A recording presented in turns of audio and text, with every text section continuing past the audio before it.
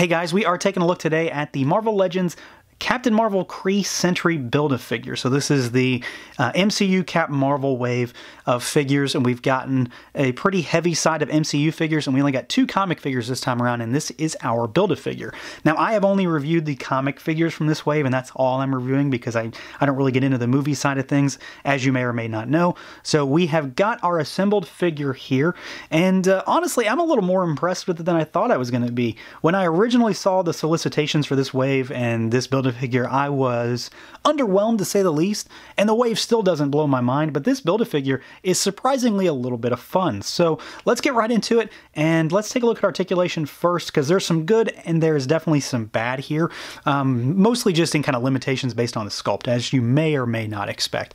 So we have got a head that can go back. It's on a hinged ball peg. We go down a pretty good ways, and then you've got rotation. Arms go out pretty much all the way. You know, this sculpt does get in the way there. Arms can swivel. You have got, I guess an upper bicep, lower shoulder swivel here. He's got a single jointed elbow, and it's really, really limited. It can't even go 90 because it hits these humongous gauntlets. So that's as far as it's going to go. You've got hinges on the wrists. They are limited by these plates that cross over. And then you've got, you know, inward hinge, pretty decent. It's okay for a big guy, but it's not great. And then of course you've got rotation there. He has got an upper diaphragm swivel, so you swivel all the way around. He goes to the side really, really well. Like, that's fantastic. I really, really like that. He goes back a pretty good ways. He's limited on the forward crunch, though. It would be, say, 1 click maybe on a normal figure, but he goes back really, really far. There's just no sculpt to speak of in there, though. He doesn't have a waist twist, though, so that's where this comes in. This is kind of the replacement for that. Legs go pretty far apart for a big robot guy. They kick forward all the way, back all the way. You have got a thigh cut in there. This is where you assemble the piece at that part right there. Double jointed knees, pretty far back for this guy.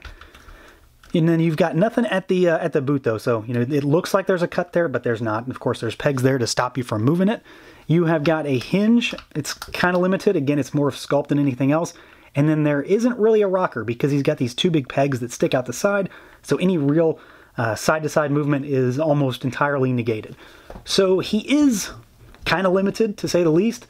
It's not a huge thing because he is such a big guy. He's a big, bulky figure, so it's really just more of a stand there and look imposing kind of thing. I am really, really happy with this motion, though. It's really cool to see that on a big, bulky guy like that, and you can probably make use of that really well. So he does have some good points, but he definitely is limited and has some low points in that regard. Now, as far as the sculpt and the paint on this figure, this is another area where he is really, really limited. Just because of the fact there's almost no paint on this thing. It's mostly, I would say 90% molded plastics. There's very, very little paint. Most of it's on the face, and there's a little bit on the legs. So anything that's purple is molded, and then almost everything that's silver is molded. The only thing that's painted are the upper parts of the calves down here. This part is painted right here. That's about it down there. The arms silver is all molded. The neck is molded, and then the feet, the arms, the shoulder pads, the torso, all of that is molded. The only thing that's painted up top is, of course, the chin, the face, if you want to call it that, you know, the face on the robot, and then the eyes. Those are, of course, painted. But other than that, this guy is just molded plastic.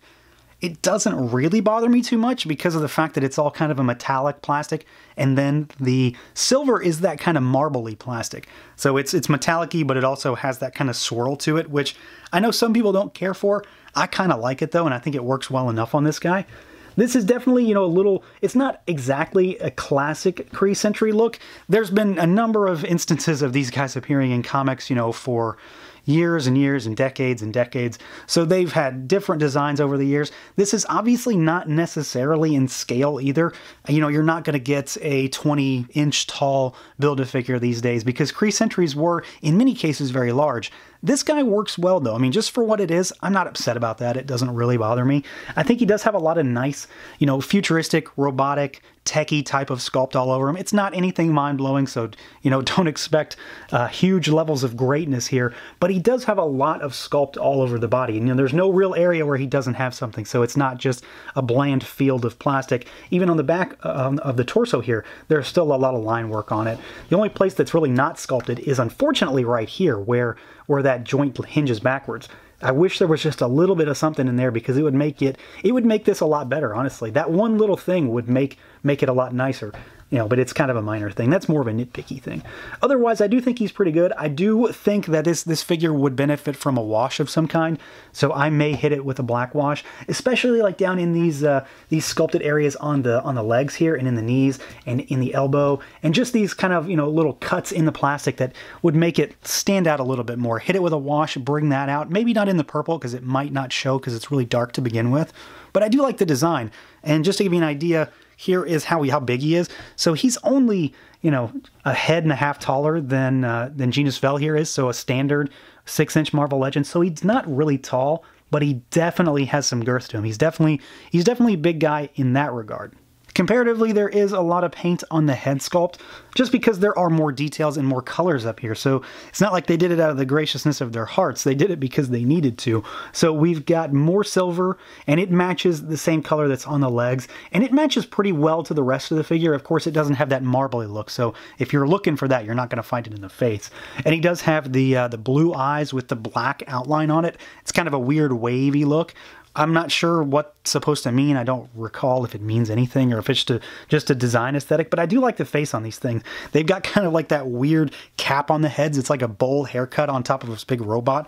So the design is, you know, kind of wacky and weird and Kirby-esque in some ways. So I do like that. I think it's executed pretty well. There's a lot of sculpted detail in this, a lot of, you know, jagged lines that run through the mouth and on the chin, little subtle things that maybe not catch your eye when you first look at them, but when you look closer, you can see there's a little more design here than you might expect. Maybe a little bit more work that went into this figure than first meets the eye. And that's about it for this guy. There are no accessories for this Build-A-Figure, which is unfortunate. I would have loved to have gotten some kind of blast effect or anything really, but otherwise it's a pretty fun Build-A-Figure. Again, this wave has not been one that has blown me away by any means. I do like the Genus Vel figure. Grey Gargoyle was pretty fun, but I don't get into the movie side of things, so I had to get these pieces elsewhere. I do think that this is a pretty fun Build-A-Figure, though. I don't have really any complaints about it that I would say don't buy it because of that. He is limited on articulation. He doesn't have a lot of paint, but he's a fun looking design, and he's honestly a fun Build-A-Figure to kind of play around with. I've had a lot of fun messing with this guy before and during this review. So I guess that's really what it is all about with these figures, is kind of the play value. And you can put him into some kind of funny poses and make him look really goofy, or make him look really menacing, because he does that pretty well too. So overall, Build-A-Figure is pretty fun, if not kind of at the mercy of a really boring wave for me. So that's going to do it for this look at the Marvel Legends KREE Sentry Build-A-Figure. Let me know what you guys think. Feel free to like, comment, subscribe, and share, and until next time.